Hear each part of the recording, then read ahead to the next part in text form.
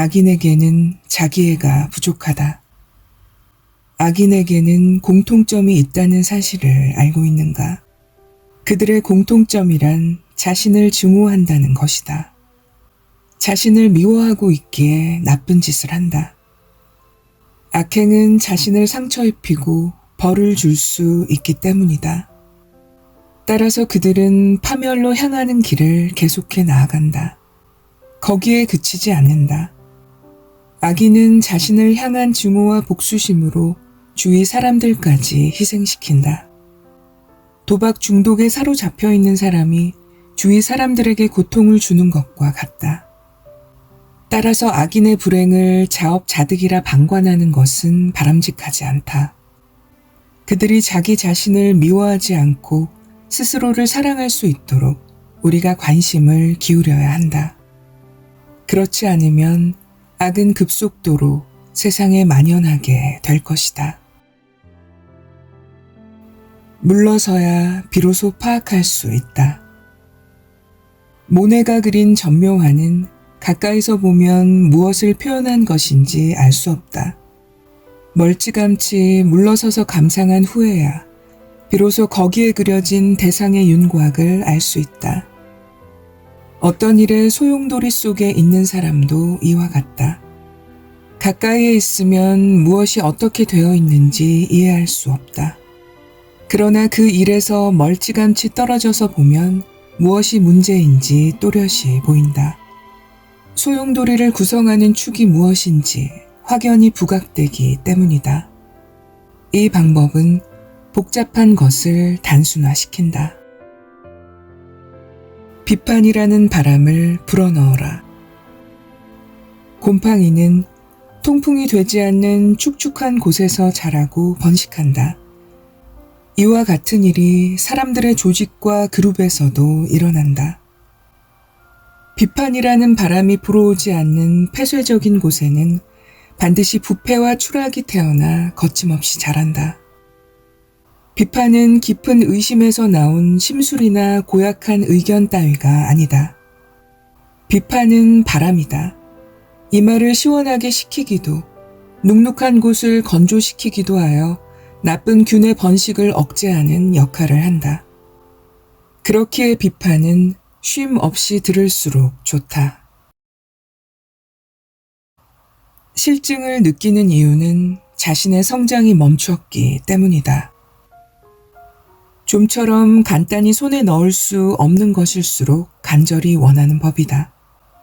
그러나 일단 자신의 것이 되고 얼마간의 시간이 흐르면 쓸데없는 것인 양 느껴지기 시작한다.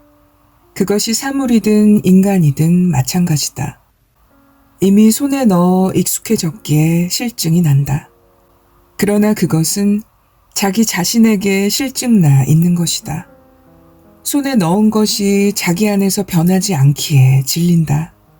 즉, 대상에 대한 자신의 마음이 변하지 않기 때문에 흥미를 잃는다. 결국 계속해서 성장하지 않는 사람일수록 쉽게 실증을 느낀다. 오히려 인간으로서 끊임없이 성장하는 사람은 계속적으로 변화하기에 똑같은 사물을 가지고 있어도 조금도 실증을 느끼지 않는다. 주목받고 싶기에 주목받지 못한다. 자기 현시욕, 말하자면 자신만을 내세우는, 자신만이 특별히 주목받고자 하는 욕망이다. 모임에 참석하면 이것이 또렷이 보인다. 어떤 이는 이야기나 풍부한 화제거리로, 또 어떤 이는 기발한 의상으로, 어떤 이는 넓은 인맥으로, 또 다른 이는 자신의 고립으로 각자 자신만이 주목받길 꾀한다. 그러나 그들의 이런 계산은 착각이다.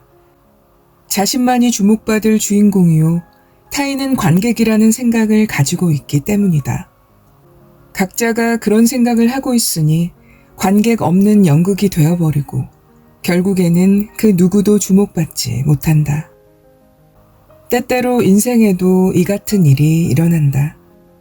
어떤 사람은 권력으로, 어떤 사람은 학력으로, 어떤 사람은 동정을 이끌어내기 위해 애처롭게 행동하며 각자 주목받으려 한다. 그러나 그 목적은 이룰 수 없다. 모든 이가 나 외의 타인은 자신의 관객이라 생각하기 때문이다. 자신을 발견하고자 하는 이에게 자신이 어떤 사람인지 이해하길 원하는 사람은 다음과 같은 질문을 자신을 향해 던지고 성실하고 확고하게 대답하라.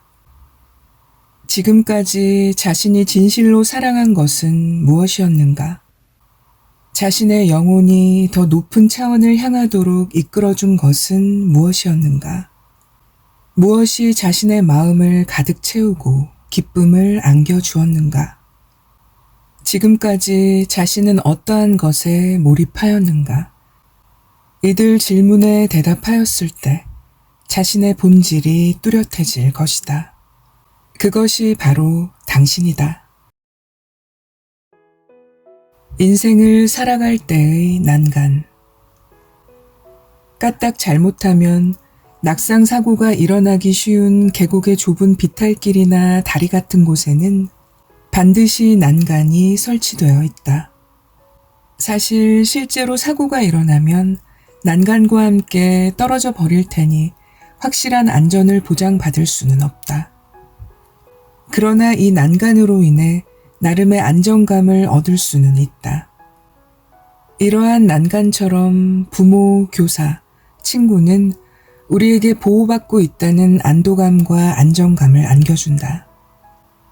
비록 그들에게 실제적인 도움은 얼마 받을 수 없을지라도 의지하고 기댈 누군가가 있다는 것은 마음을 지탱하는 큰 지지대가 되어준다. 특히 젊은 사람에게는 난간과 같은 역할을 묵묵히 맡아줄 사람이 반드시 필요하다. 스스로가 약하기 때문이 아니라 더욱 잘 살아가기 위해서다.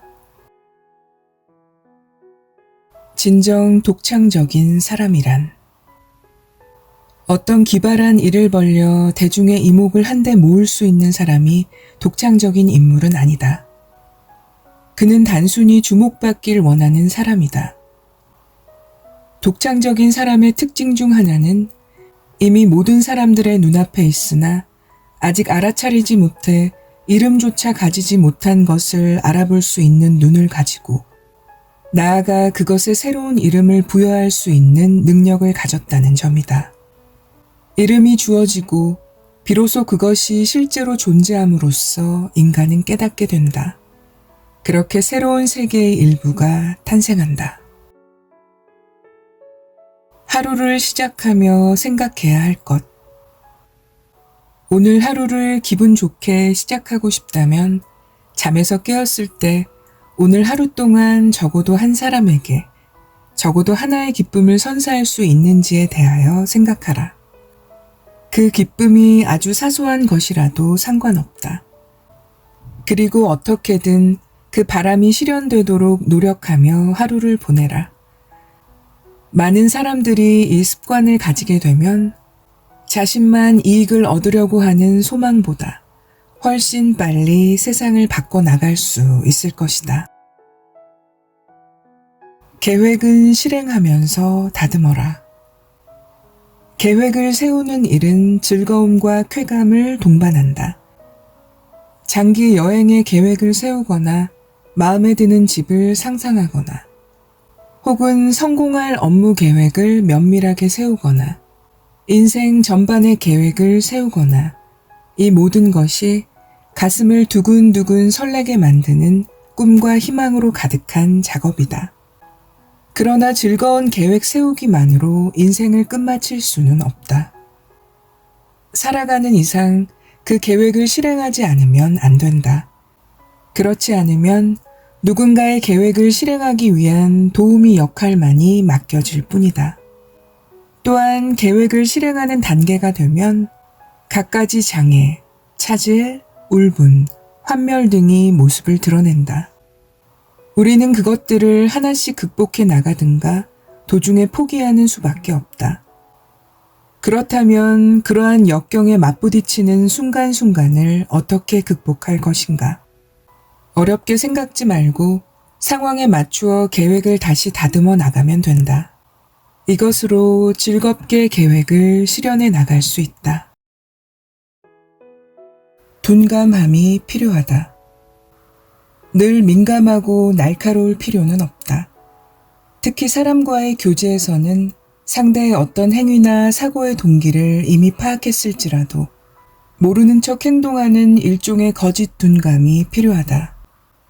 말은 가능한 한 호의적으로 해석해야 하며 상대를 소중한 사람인 양 대하되 결코 이쪽이 일방적으로 배려하는 것처럼 보이지 않아야 한다.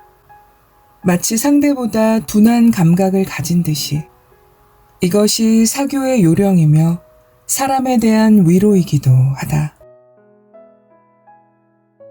조금의 억울함도 없는 삶을.